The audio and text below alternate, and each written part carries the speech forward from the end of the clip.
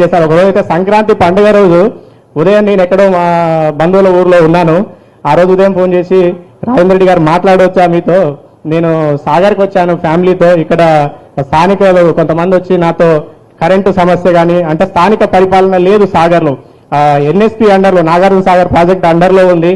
So ఇక్కడ స్థానిక పరిపాలన లేకపోవడం వల్ల ఇక్కడ వాళ్ళు ఇబ్బంది పడుతున్నారు. ఆ విషయాన్ని మీరు 1-2 వార్తలుగా స్టోరీలు రాయండి, నేను దాని మీద చర్య తీసుకుంటాను దాని ఆధారంగా అని చెప్పేసి చెప్పారు వారు మంత్రిగా ఉన్న రోజుల్లో. సో అప్పుడు నేను 2-3 వార్తలు రాశాను. ఆ తర్వాత మిగతా మిత్రులు కూడా అందరూ స్పందించి చాలా మంది వార్తలు రాశారు.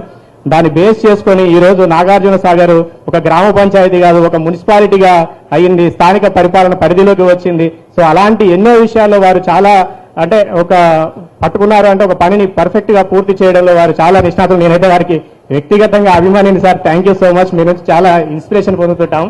ధన్యవాదాలు మా కార్యక్రమానికి వచ్చేసినందుకు. రైతులందరికీ కూడా ప్రత్యేకమైన ధన్యవాదాలు తెలియజేస్తా ఉన్నాం.